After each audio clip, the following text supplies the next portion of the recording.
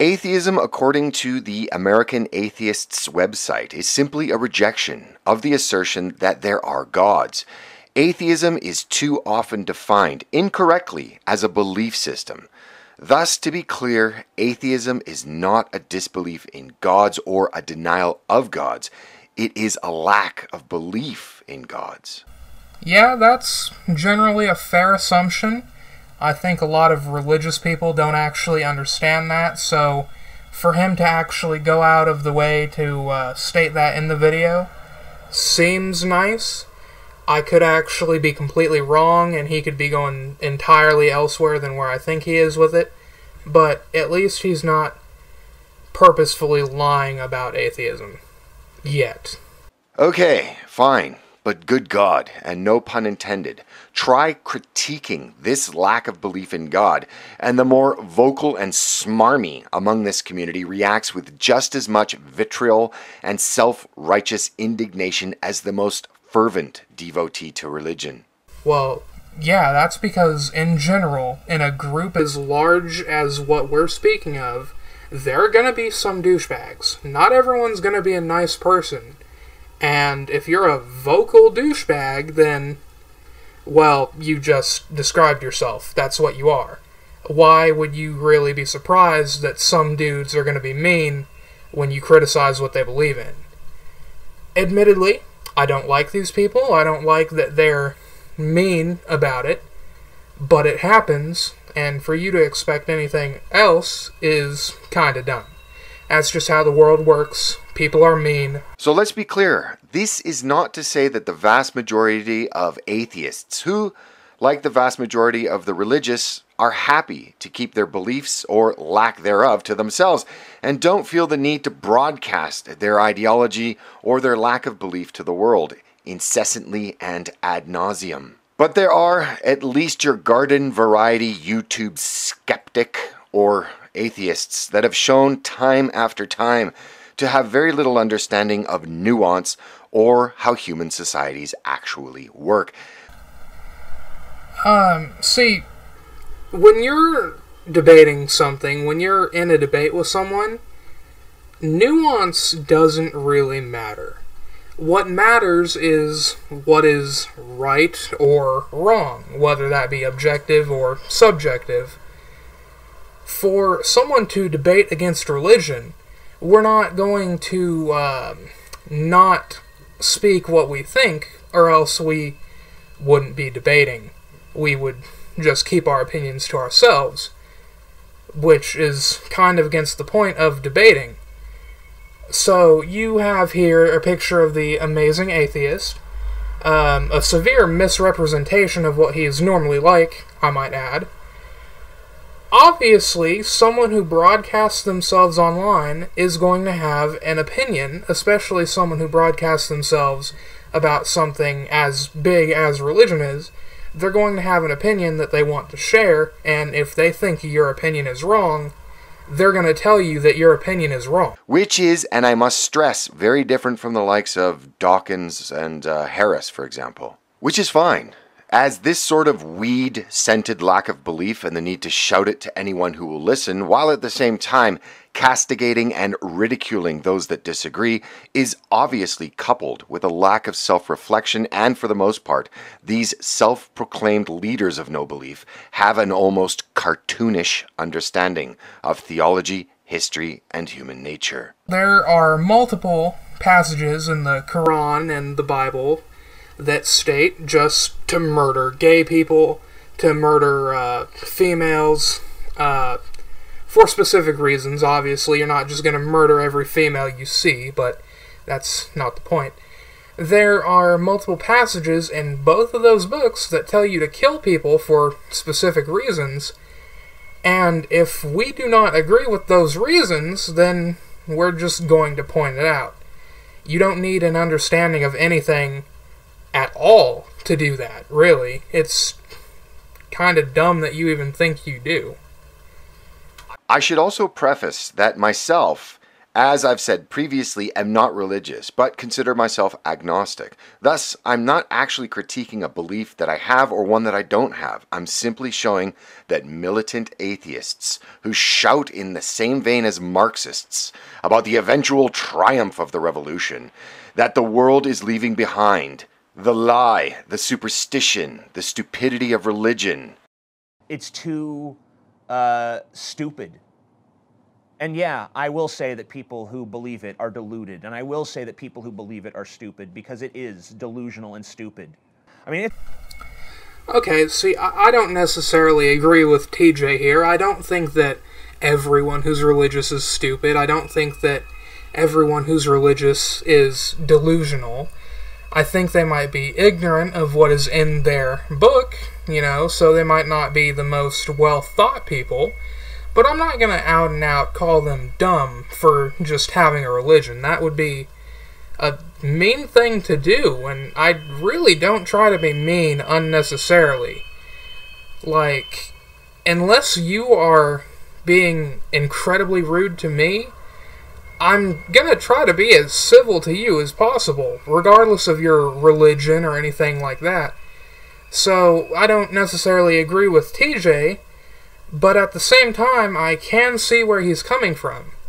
Because if you believe in the Bible and you haven't read the Bible cover to cover, if you believe in the Quran and you haven't read that cover to cover, why do you even believe in it? It doesn't make sense to do that.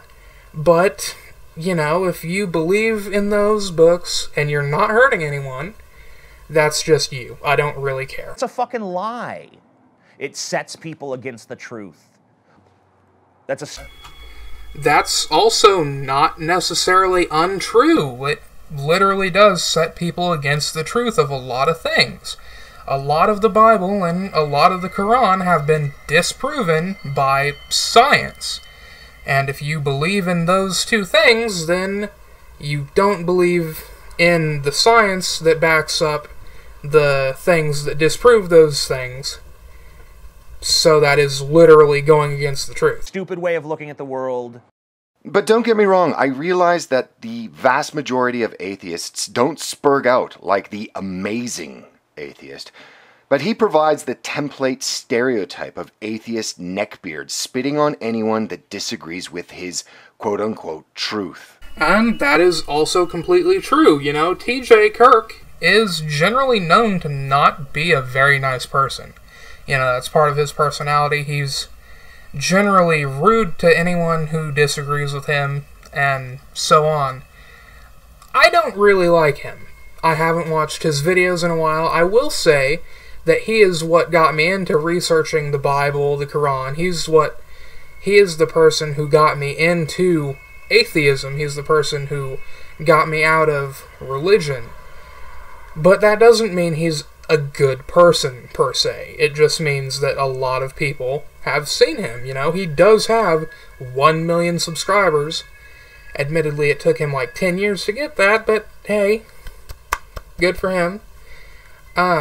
But my point is, T.J. Kirk, realistically, has been a lot of people's stepping stones into atheism.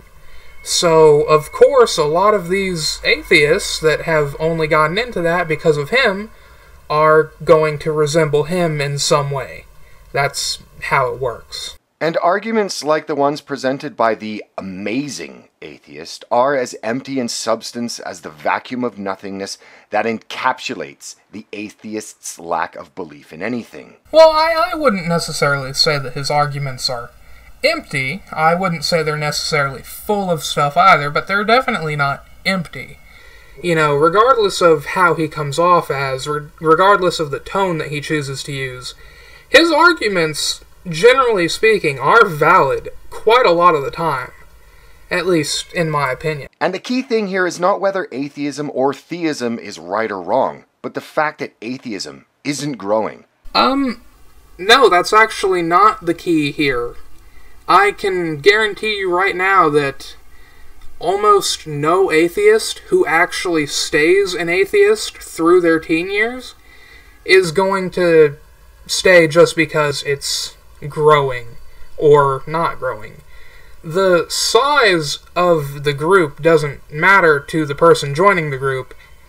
The intention of the group, or lack of in this case, is what makes people join the group.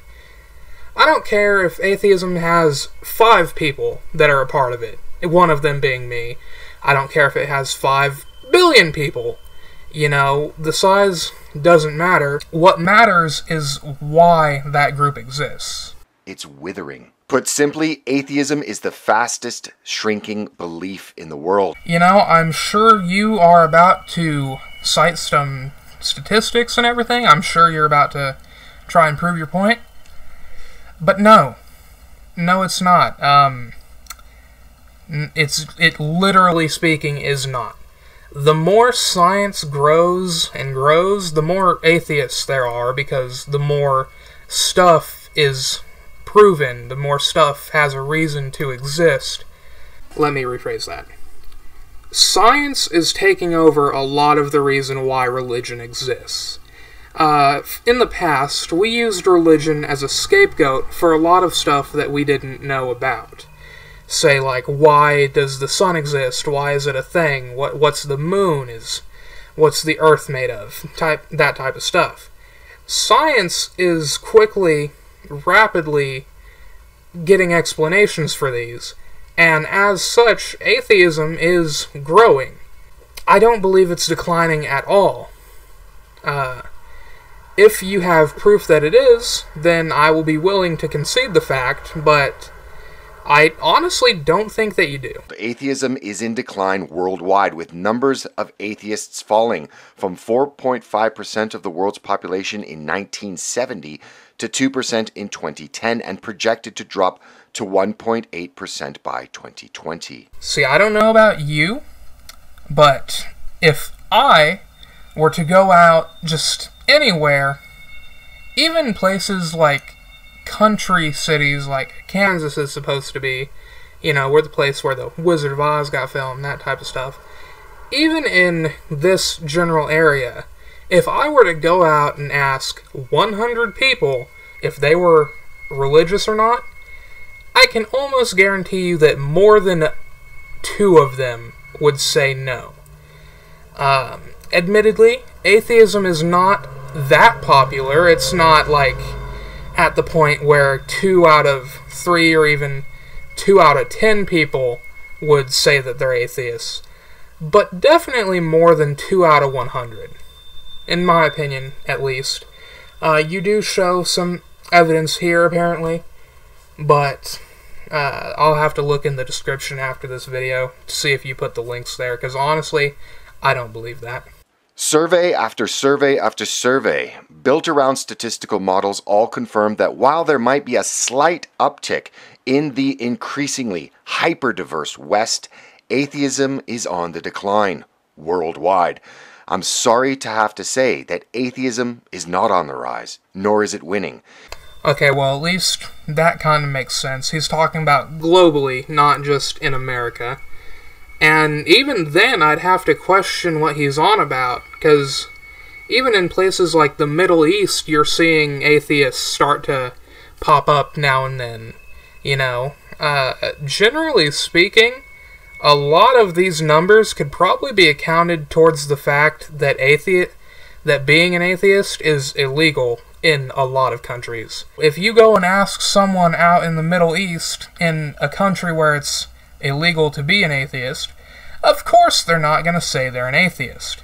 So worldwide, I guess, makes sense. Either what you're saying is true, or the reasoning is true.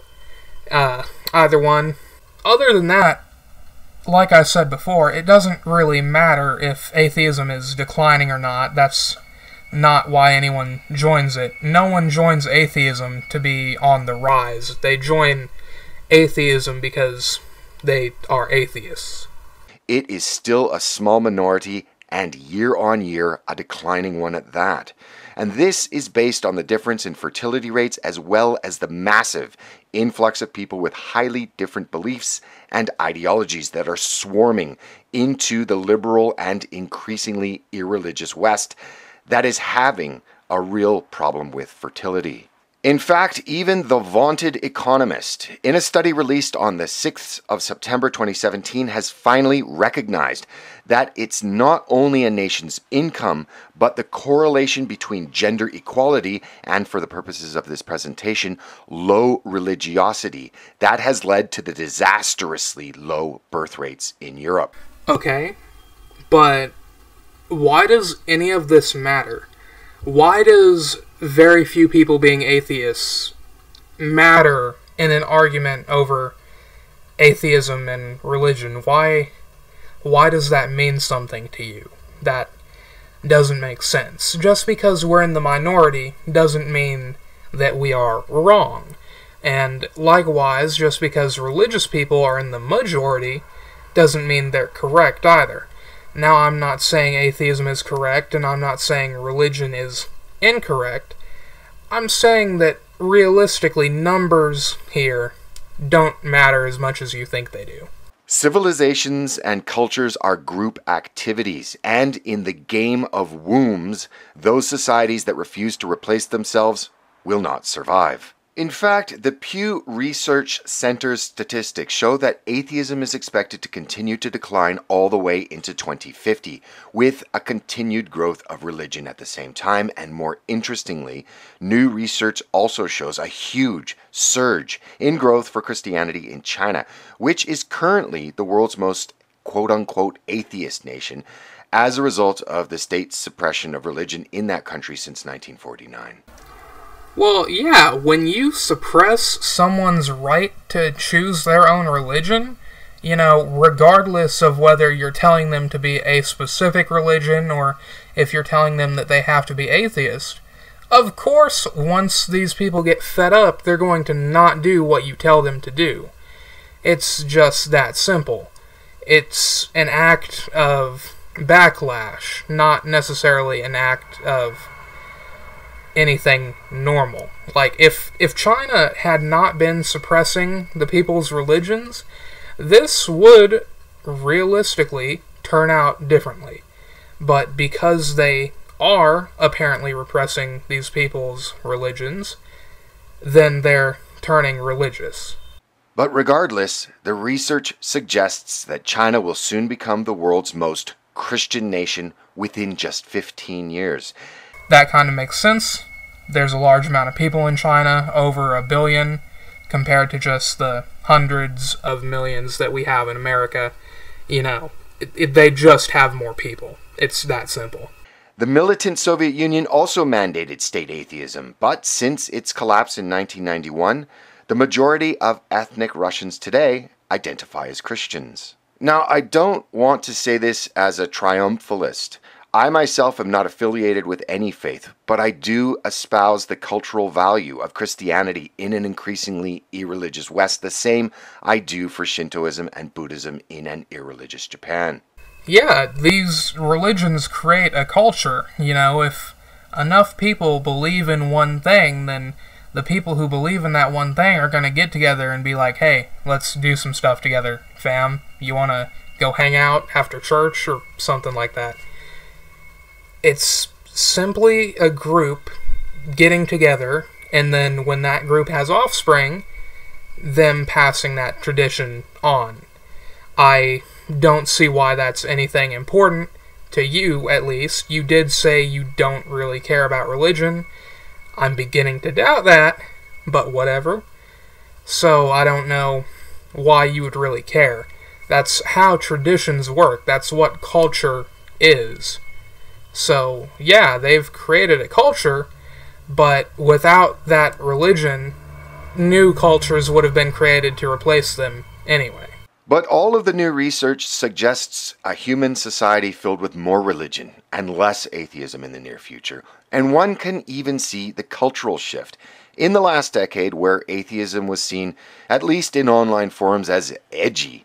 Now, one of its largest and most vocal proponents, the Amazing Atheist, who has over 1 million legacy subscribers on his YouTube channel and has been making videos for 11 years, can rarely crack 100,000 views for a video that he uploads, even though if the titles of his videos are to be a guide, he rarely speaks any longer on his signature topic of choice.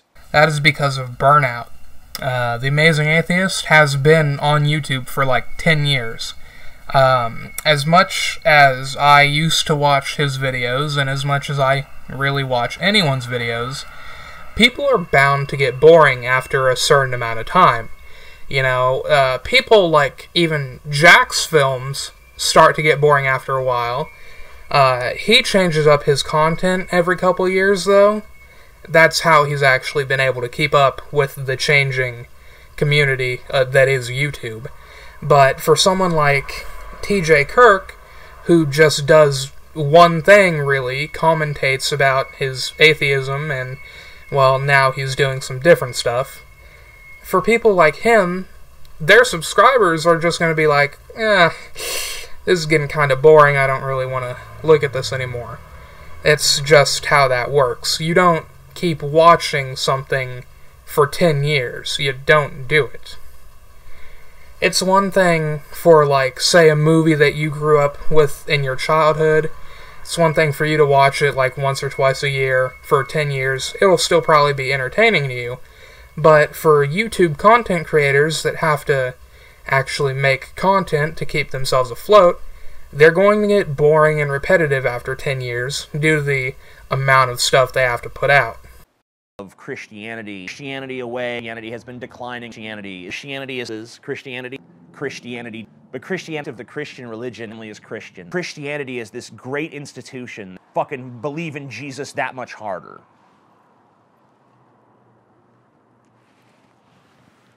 Christianity is the Christianity could change. Christianity, we still need the traditions of Christianity. We need the church. Christianity is just this perfect angel. And praise Jesus for all time. Go back to the fucking tit of Christianity and be, ooh, Christianity, we missed you so bad. Christianity and Christians start the Christians, maybe you get there, maybe you build Christianity back up. To put this into perspective, the Amazing Atheist has 5 times the subscriber base that Black Pigeon Speaks has. And I've only been making videos for a year and a half, but my video view count is almost always higher. And despite distancing himself as an atheist who is amazing and trying to rebrand himself as a rational skeptic, trying to reformat his channel is dying because atheism just isn't edgy anymore. Amazing. It really, for a lot of us, wasn't ever meant to be edgy. It's just a way of us expressing how we don't believe in gods or anything like that.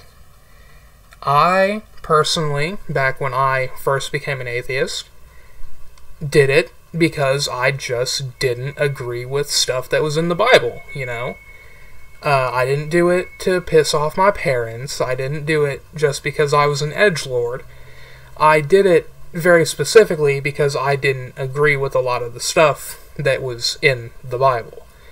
If you were to actually read the Bible cover to cover, in my opinion, you would honestly think it's more edgy than a lot of the stuff that I've ever said in my life.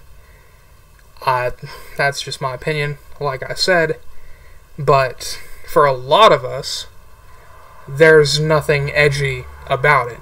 You know, I'm not gonna lie, there are, like, 13-year-old teenagers that are just mad at their parents that become atheists. You know, there's people like that that do it just as a phase. But for the people that actually stay like that, it's almost never about the edge factor. It's literally just a belief, or a lack thereof in this case. Now, to be clear, this isn't to disparage the Amazing Atheist. I don't know him, and to be honest, I don't watch his content. If you don't watch his content, then why are you talking about him like you are familiar with his content? You're specifically saying, like, oh, he appears not to talk about what he normally talks about. You're saying that he's a so-called leader of non-believers, and you haven't watched his content. You don't know what you're talking about. That's not good. You're supposed to research this type of stuff before you actually make videos about it, especially ones accusing people of just doing it to be edgy. Even if you only watched like 5 or 10 of his videos as research for this, that would have been enough. But honestly, that's bad, dude. Seriously. But it is to say that he comes from another time in YouTube history and is increasingly becoming irrelevant. Not because of who he is, but because of what he espouses. No. Actually, it is because of when he espoused this stuff, when he started doing it. There are channels that now are getting popular due to atheism and stuff like that. Channels like the one on my mind specifically right now is The Cosmic Skeptic. He has over 100,000 subscribers, and he's regularly getting views that would go with that subscriber count on his videos. And he specifically talks about stuff like atheism. It's not the topic that is making TJ irrelevant. It's the fact that he has been around so long, everyone already knows what his shtick is, and he's gotten boring.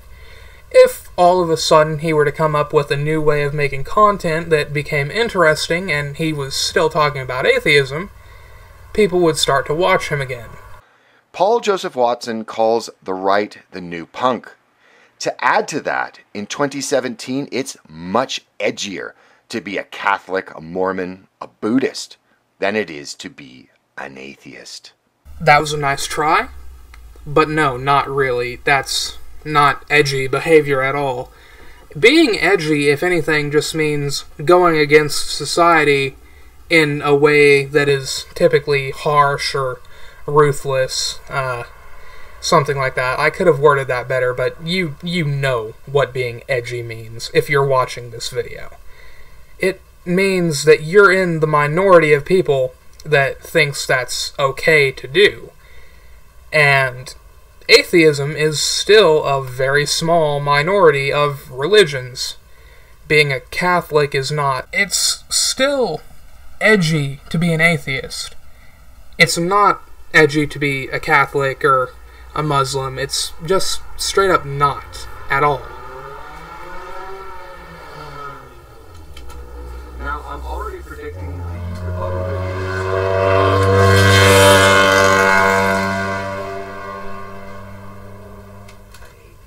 Now, I'm already predicting the rebuttal videos that will, of course, have Black Pigeon Speaks in the title. Yes, you are absolutely correct. This video will have your name in the title. Namely, for views. I'm not going to lie. Your name will get me views, without a doubt. However, also because it makes people find the video easier. Literally speaking, if I am talking about you, then I'm going to say that I'm talking about you. But the only point to be rebutted is the findings of Pew and The Economist, not whether atheism or theism is better. Not whether a Christian, Buddhist, or Muslim can become an atheist later in life, because of course they can. But that doesn't buck the trends that are fleshed out in the Pew and Economist studies. Yes, but another point that we can rebut in this situation is whether or not these trends actually matter. And the answer is no, they do not matter. In fact, the fact that you made a whole video about just atheism apparently being on the decline is dumb, in my opinion. That's a dumb idea for a video. And when you misrepresent people like TJ Kirk or atheists in general, then of course you're going to have a lot of people that are pissed off at you. Regardless of how it's done, whether it's done on purpose or not, it's still bad. In this situation, I'm going to hop back to a point I made earlier. You said that you don't even watch TJ Kirk's videos, and yet you're over here acting like you know all about them. So when you misrepresent someone like that, of course, people are going to be mad. So stay focused, stay salty, but most importantly, stay on track. Stay focused. That's fair. This video was generally about the same stuff all throughout, regardless of how I actually feel about the stuff. Stay salty? I don't really think I'm salty, I just think I'm kind of disappointed. I thought this video was going to give me a lot more to actually discuss than it did. This might actually be a 2 for all things considered, because there wasn't much here. Stay on track? It's kind of like stay focused. Whatever. But that's about it, though. All in all, didn't really hate this video as much as I thought I would. I have watched a few of Black Pigeon Speaks videos before. I'm not a big fan. Don't absolutely hate him. He just seems like a mean-spirited person in general a lot of the time. But I'm not necessarily going to go out of my way to hate on him for that until he does that to me. So it's whatever. Oh. Okay, I just saw this video title is The Transgender Normalizing Mental Illness. So as it would turn out, he is a douchebag. Cool. Nice. Okay, so I was just looking for another video of his to respond to. I feel as if that last one wasn't actually all that good, or I could get better responses out of another video of his. So I searched up Black Pigeon Speaks Atheism, and here is the video that I was just watching. There it is. And he was talking about how the responses to his video would have his name in the title, presumably because people want views, which is, to be fair, entirely correct. However, he did that while having a picture of TJ Kirk as his thumbnail. So that's very hypocritical, actually. I don't know how to feel about that. It's just hypocritical, dude. Come on. If the Milky Way galaxy were the size of the United States, our whole star system would only be a sphere 2 inches across, and the sun itself would be the size of a period at the end of a sentence. And the nearest star system to ours would be about a football field's distance away, and all other stars are roughly that distance from one another. And the Milky Way is just one out of a billion galaxies in the observable universe. When you compare the sheer size of the universe, human life looks not only tiny, but about as significant as the bacteria that you kill without thought every time you brush your teeth. That is completely true. In the grand scheme of things, in the whole grand scheme of the universe, human life, more than likely, is not that important. At least not right now. Once we get to the stage where we can actually go outside of our home, pretty much, we'll be able to cause a greater impact on the universe, start seeing if there's more life out there and stuff like that. But as it is right now, in this current moment, we're pretty unimportant, to be honest with you. Now with that in mind, try and imagine that there is an extra-dimensional being of unlimited power. This being is both omniscient and can create and just as easily destroy interdimensional infinite universes on a whim. Now imagine this eternal, extra-dimensional, omnipotent being micromanaging and observing in an obsessive-compulsive manner over the daily behavior of all humans as well as the depths of our belief in him. Much the same way we would observe Plaque. Except for the fact that if Plaque doesn't worship us in the exact correct manner we demand, we'd be hard-pressed to selectively punish them individually for all eternity. From the start of this video, from the first minute 30, he's pretty much sounding as if he agrees with atheism here. But the title is Why Atheism is Vacuous Grandiloquence.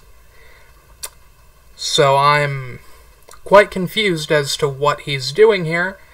I'll give him a bit, though. Let's give this video a fair shot. And actually, this omniscient entity would only really obsess with the portion of humanity that was able to be lucky enough to not only suspend disbelief, but also find the one true correct method in which to offer up worship to this deity out of the tens of thousands of religions that have come and gone throughout the millennia. This is why you find many thoughtful atheists who look at the enormity of existence and cannot find their spirituality in the existing religions on offer, nor can they see a divine spark with regards to consciousness and life. All of this is an accident. Thus, I'm not saying God does or does not exist, but as we understand the universe, it seems very strange that a creature with this amount of power would not only look like us, but actually care about things like sloth, gluttony, avarice, among other sins. It could be also that we are looking at reality inside out, where standard science would have you believe that matter gives rise to consciousness, rather than the other way around. I would argue that that's not really an argument. Consciousness has not really been proven to be the result of anything. That's actually one of the greatest mysteries that we haven't solved yet. It's not necessarily that matter gives rise to consciousness, or even vice versa. We're trying to figure that out, and we've been trying to figure that out for quite a long period of time, actually, so I don't know where you got that idea. But either way, any way you look at it, we do not understand the universe that we inhabit. That is completely true. We do not understand the vast majority of what's going on in our universe. We don't even understand the vast majority of what's going on Earth, the place where we have lived the entirety of our existence. We don't know what's going on here. We probably won't know what's going on here for at least a good few hundred years. Maybe, and that's being quite optimistic. Let alone the entire universe. It is going to be thousands of years, if not more, before we are able to successfully deduce whatever is going on. It's just that simple. We don't know anything relative to what there is to know, and yet we know so much. There's a lot to learn about the universe, there's a lot we know, but there's a lot more that we don't know. So, yes, in this situation, you're correct here. Nor especially the uniqueness of consciousness. And in an upcoming video, I'm going to try and explain why it will probably be impossible for us to ever do so, without assistance, that is. Also, for clarity, I have for many years considered myself an agnostic theist, just making this clear before the inevitable rebuttal videos from the skeptic community surface and try to manufacture controversy. But just so we are clear, I am not Christian, nor do I identify as a Christian. It doesn't really matter what you consider yourself.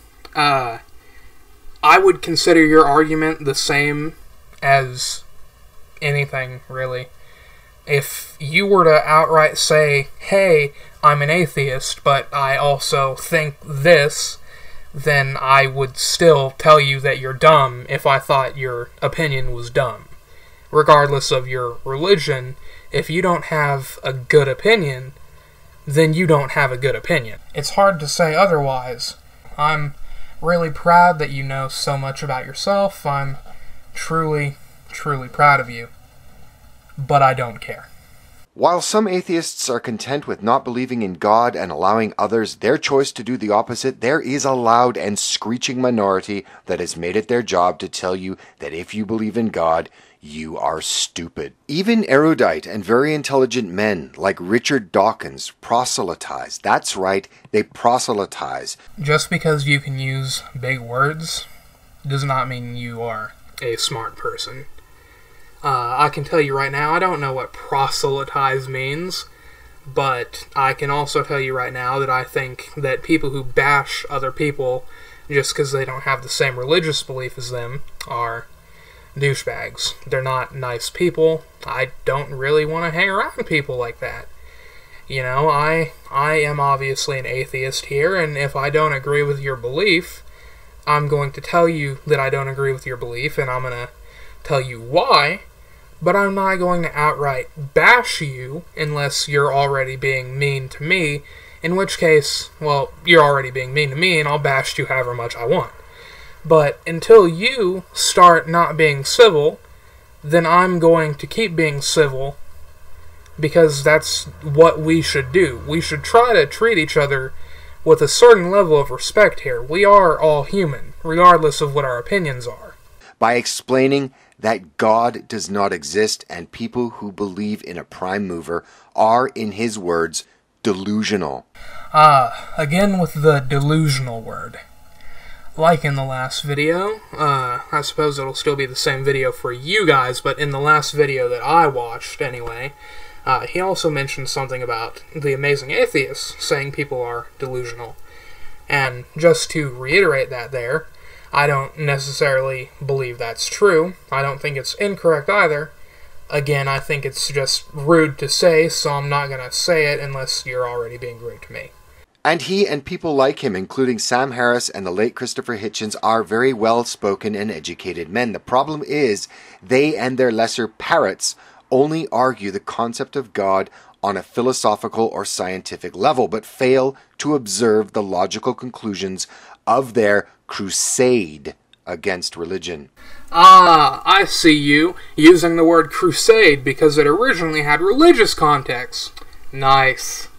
While many that advocate atheism, and that atheists, in Dawkins' words, can be happy and moral people, and I do not disagree with this at all, advocates of atheism offer nothing, no substitute for the vast majority of people that do believe in God, nor do they even contemplate, let alone speak of the social vacuum that has been created in places like Europe with the fall of Christianity.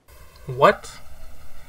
Why would there need to be a substitute for religion if you become an atheist? Why would atheist people need to give you a substitution for that? Like, do you want something to do with your time on Sunday afternoon after you go to church? You know, take that 15 minutes, 30 minutes maybe. It's been a while since I've been to church. Take that time.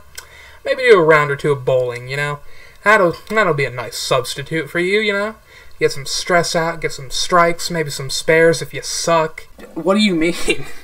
What do you mean by that? What does substitution mean? Do you mean like moral value?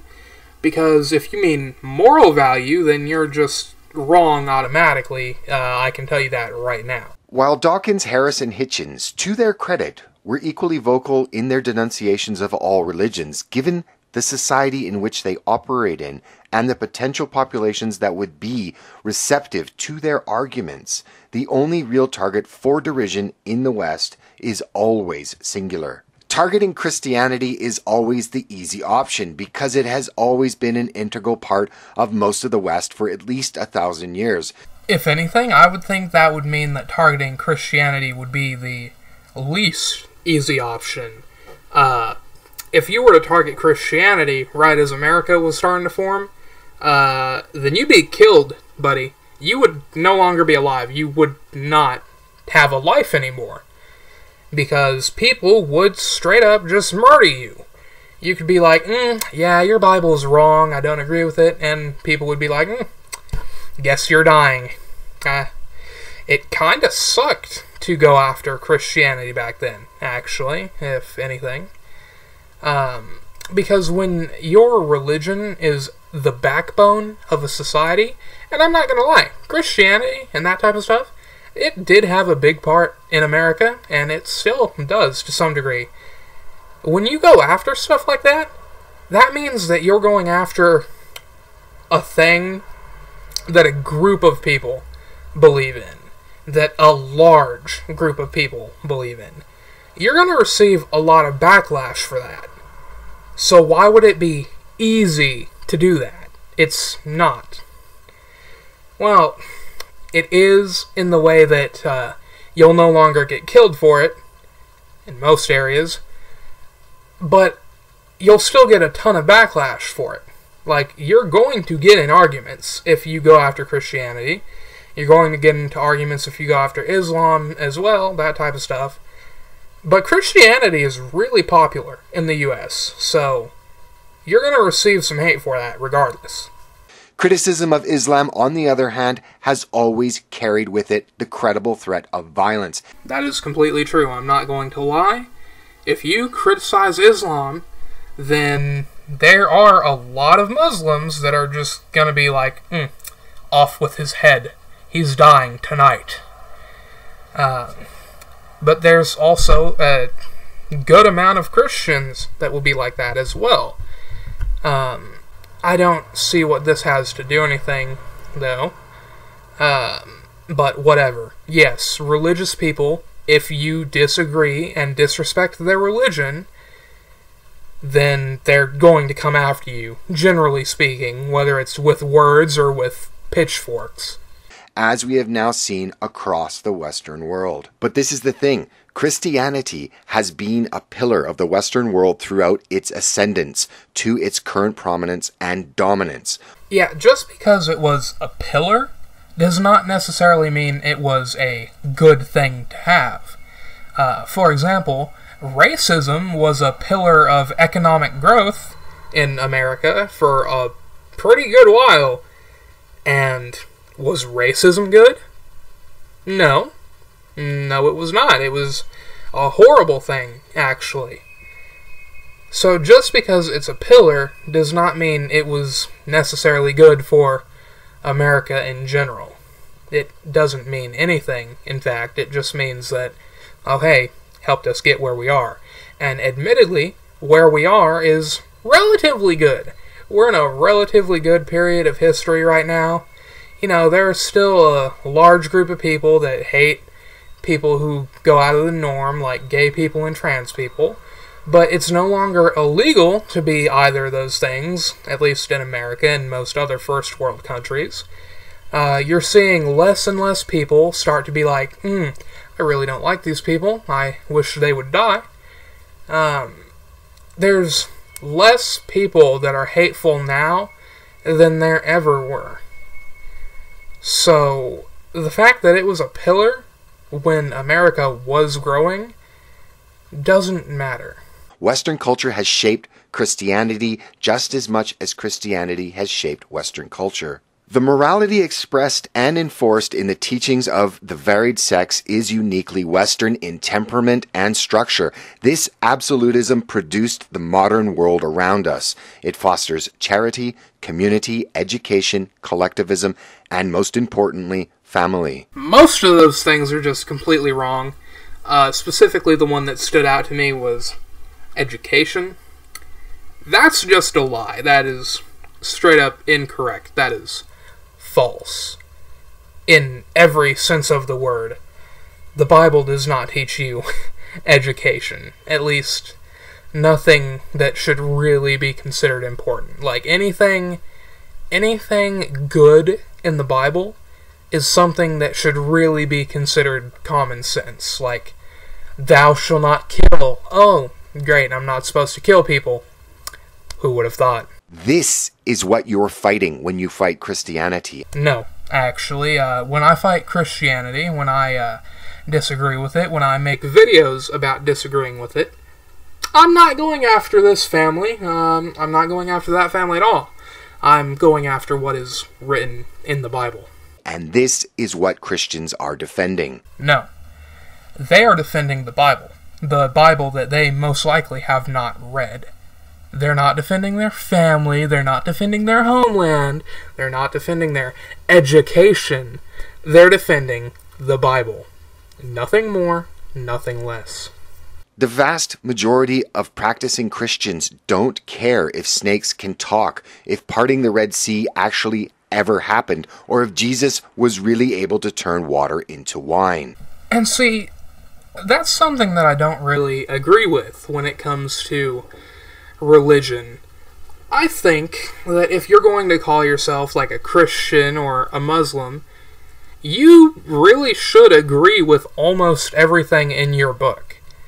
Otherwise, why do you believe in it?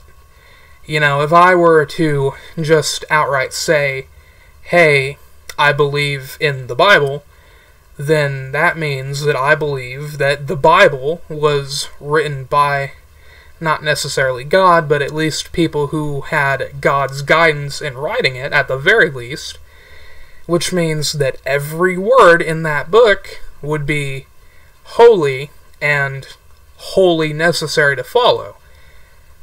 And the vast, vast majority of Christians and Muslims don't follow everything in their books. And you know what we call the people that do follow everything in their books? We call them terrorists. They care about their communities and culture, as well as the belief that there is a higher power that helps guide their own moral agency. Yeah, and that's completely great. They can believe that all they want.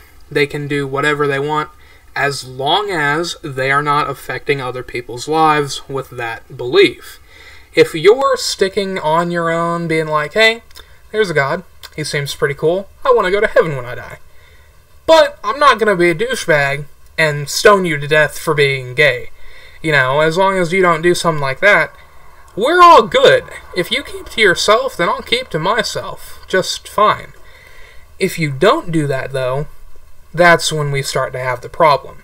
When your average fedora-equipped atheist, quote-unquote, debates Christians, they attack the historical validity of Scripture, the obvious logical missteps of an ancient text, and smugly congratulate themselves for being so much smarter than those theist nincompoops, all the while missing the point entirely. See, the fact that the texts are ancient doesn't really mean anything when they're supposedly the Word of God.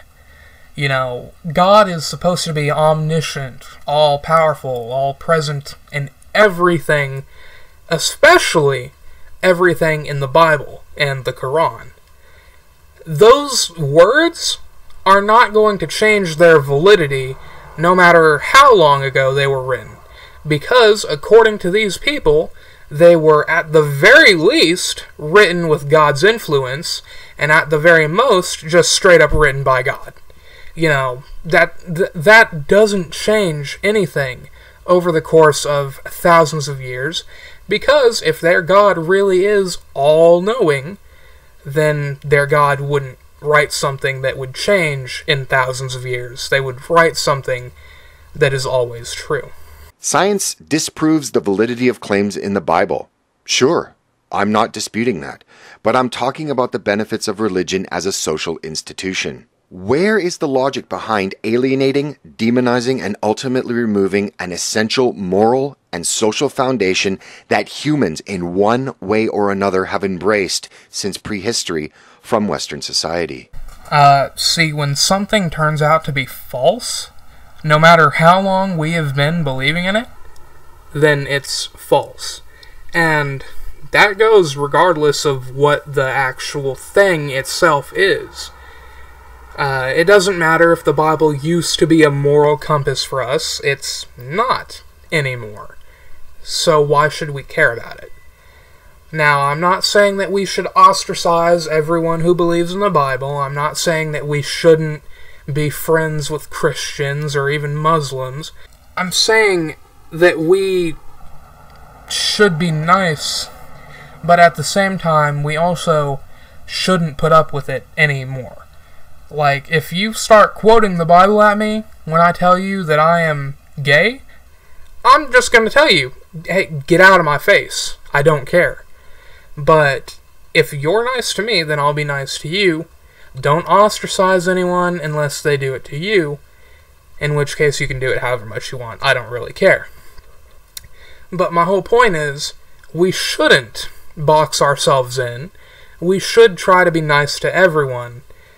But there are some ideas that are just worth leaving behind. And I'm not going to leave a person behind just because they believe in those.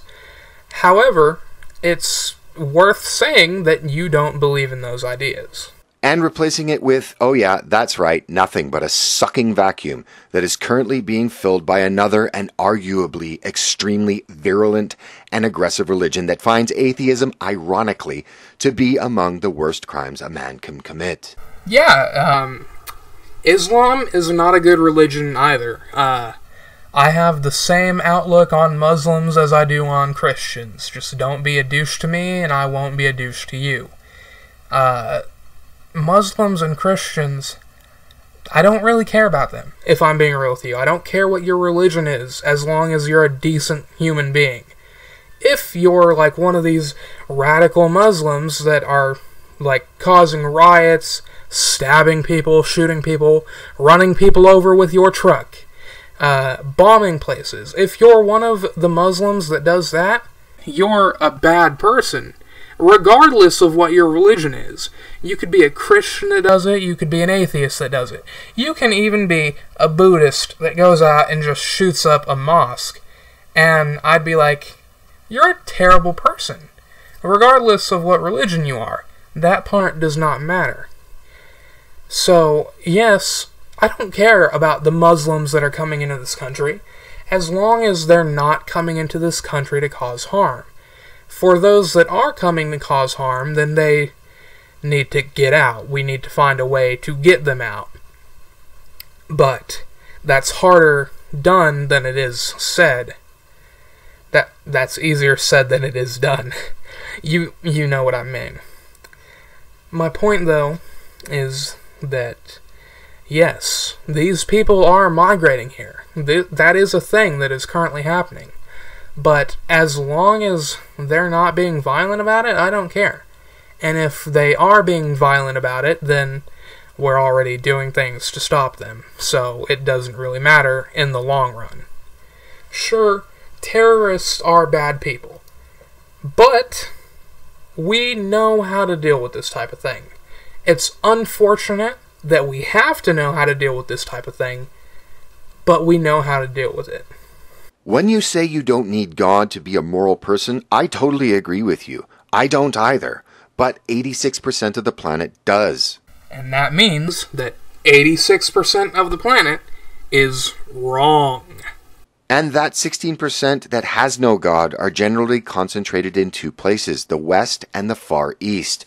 Both places, I might add, suffering from demographic implosion. Theories on the evolution of religion tend toward two camps. One argues that religion is a mental artifact, co-opted from brain functions that evolved for other tasks, while the other contends that religion benefited our ancestors. Rather than being a byproduct of other brain functions, it is an adaptation in its own right.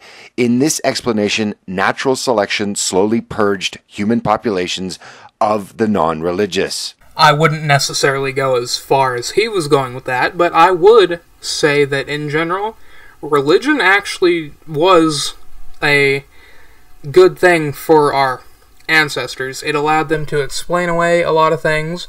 Of course, it immediately stopped being a good thing when the Dark Ages occurred, but up until then, if you were to tell me that you believed religion was a good thing, I'd be like, yeah, sounds about right. Even now, I think that it can be good for certain people.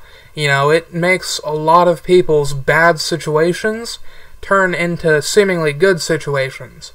Like, if your grandmother, or even your mother, is dying, laying down in a hospital bed, and believing in some sort of afterlife makes you even one tiny bit better, makes you feel a little bit happier for it, I don't see anything wrong with that.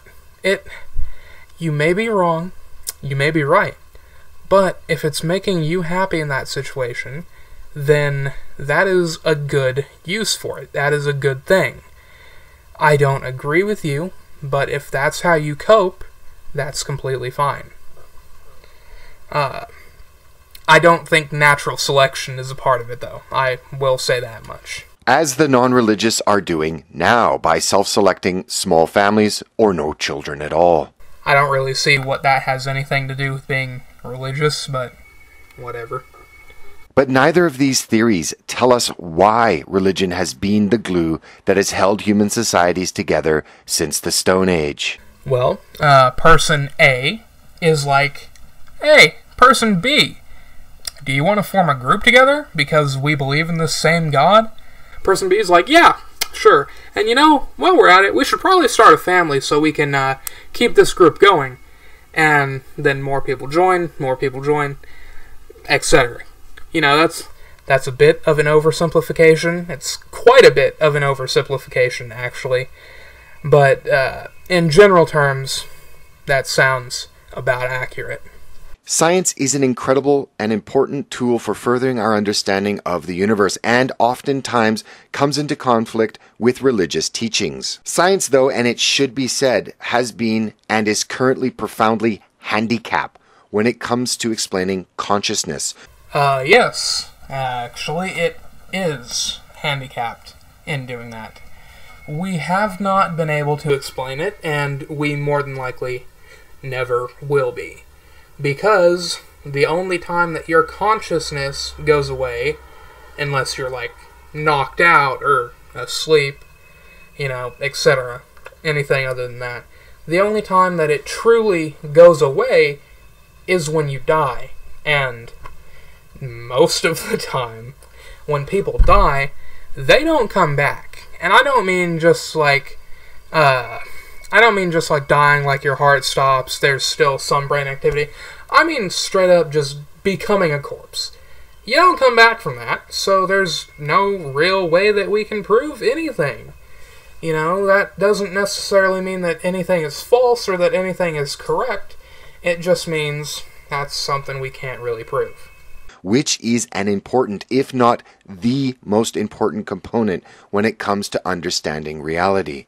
No, not really. I can see where you're coming from with that. You know, I've heard some people be like, how do you know you're not in a dream right now? You know, there are some dreams where you can't even tell you're in a dream, so how do you know that your entire life isn't a dream? And that is a fair point. However, even in, like, dreams where you can't tell that they're fake, there's always some slight little discoloration of reality. Admittedly, our reality right now could be the discoloration of the outside of our minds reality. But in that case, we won't really know until we die, because there's no way to prove it. Like, unless somehow we manage to lucid dream and one of us gets, like, superpowers or something, we're not going to be able to prove that. And honestly speaking, I don't really think that that's an important question, even if it is provable. Because if this is reality, then this is reality. If it's not reality, then not much we can do about it then. A rational mind should obviously adjust their understanding of the universe to scientific findings. However, only an irrational person would advocate for the abandonment of the essential functions of religion and the unique character of our species' spiritual nature. No, that's not irrational.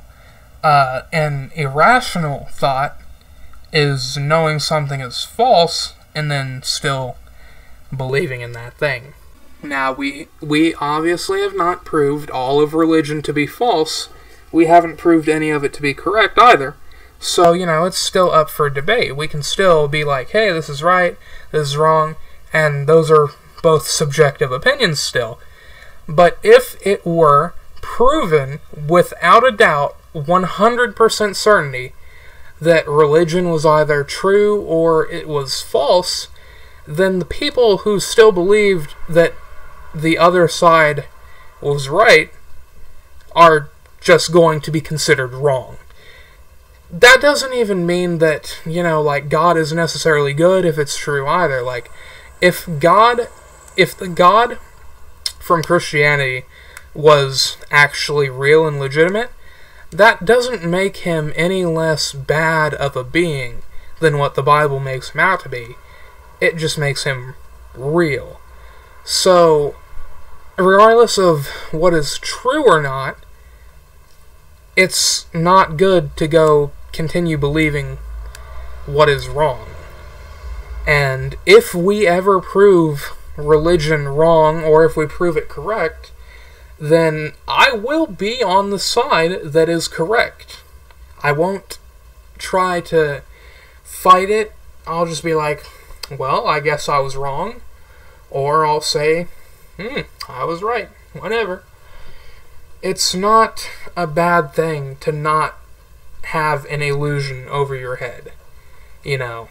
And I hate having to use that term because I was just saying, oh, I wouldn't call religious people disillusioned.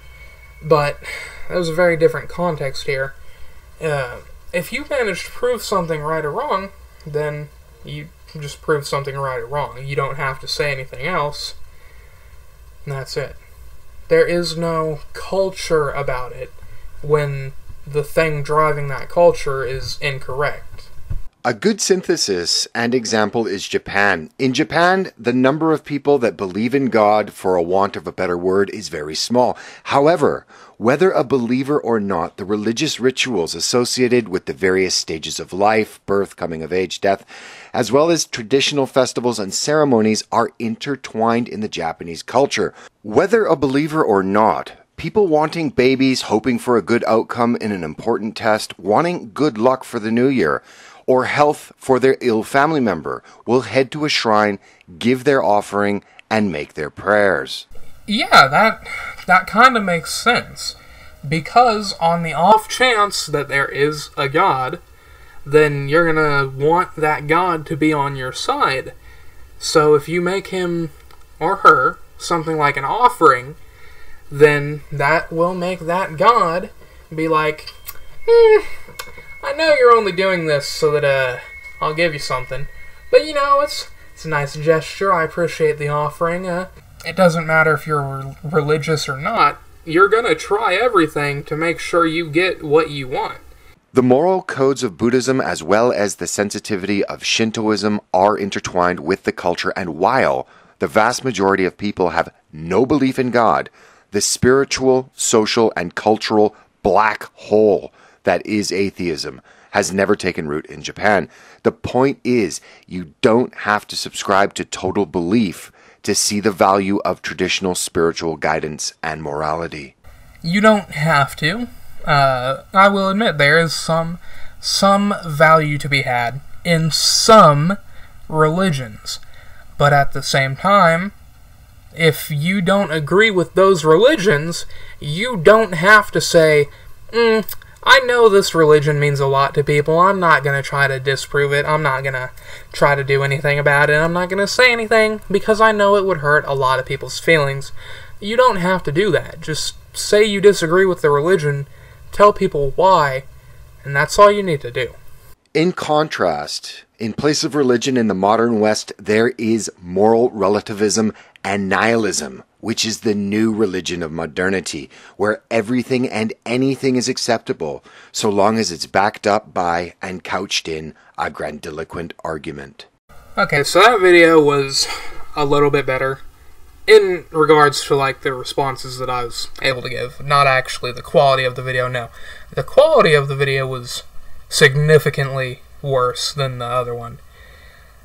Generally speaking, I don't agree with this dude on a lot of things. I have watched a few of his videos in the past. I was actually looking these videos up a few days ago to see what was all going on. I looked up the first video anyway.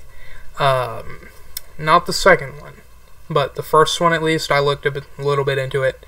I decided to search around on his channel for a bit, a few days before I made this video. Guy seems like a douchebag, to be honest with you. He doesn't seem like a very likable person. You know, Black Pigeon Speaks, if you're watching this, please, feel free to prove me wrong. I do have a Discord if anyone would like to join it. If you would like to have a debate there, if you'd like to just talk and chill out, that's fine too. But just be good people.